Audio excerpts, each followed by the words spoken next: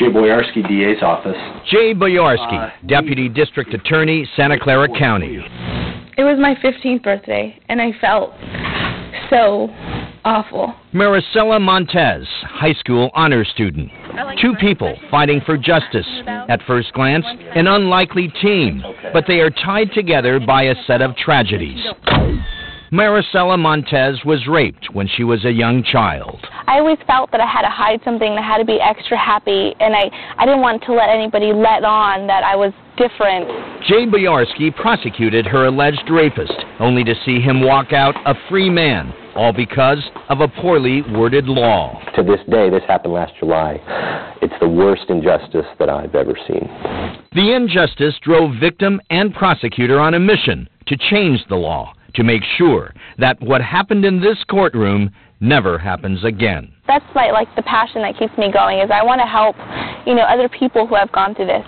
Maricela says she was 7 years old when she was raped repeatedly by her mother's boyfriend, and that he threatened to kill her mother if she talked. I couldn't tell anybody because I didn't want anything to happen to your mom. Even, when, now my mom means the world to me, but even when you're a child, they mean even more.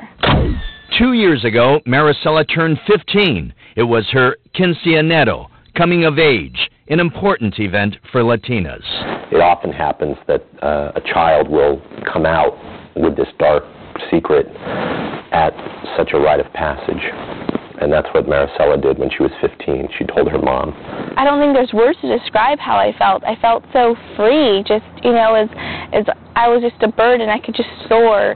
It was just something that had kept inside for a really long time, and then it was finally let out. Her mother called police. Maricela was then examined by doctors who, even 8 years later, found compelling evidence: traumatic internal scarring. It's like a scarlet letter. It spoke volumes about what Maricela had been through. It was just the evidence Boyarsky needed. Maricela was raped 8 years before. The statute of limitations had run out.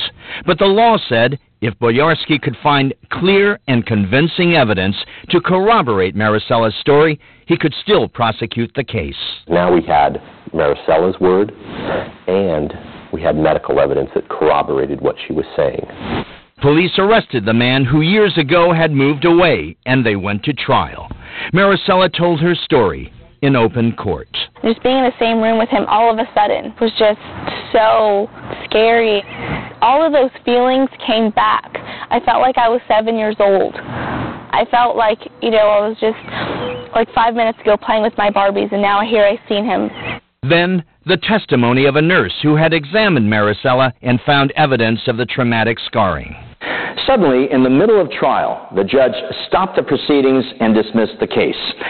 The prosecution, he said, had failed to show him, quote, clear and convincing corroborating evidence. A law that was intended to help victims like Maricela ended up denying her justice. I couldn't believe it.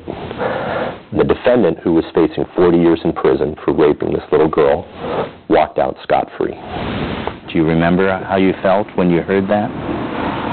I was just shocked. I was like, no, how could this happen? Even the jurors, like Dean Chowning, were shocked. I just walked out of the place saying, this isn't right. Something is wrong with the system that these things can happen. Because of a legal technicality, Boyarsky could not appeal his ruling, but there was something he could do: rewrite the law. We're getting rid of 3 words, clearly and convincingly. To what? We're just getting rid of it. Boyarsky's amendment would require only a preponderance of evidence to try old rape cases, the same standard for any other crime where corroboration is needed. A victim getting their day in court, that's what this law is all about, so that when they have the courage to come forward, when they have the courage to come to court, the courtroom doors won't be slammed shut. Maricela shares the same goal. Sadly, her desire to help others inevitably brings back painful memories of a childhood that was violated. It was in the summer, so, all the windows are open. You could hear everything that's going on outside, and I could hear the ice cream man coming down the road. I just kind of wish that I was outside being able to buy an ice cream instead of being in there.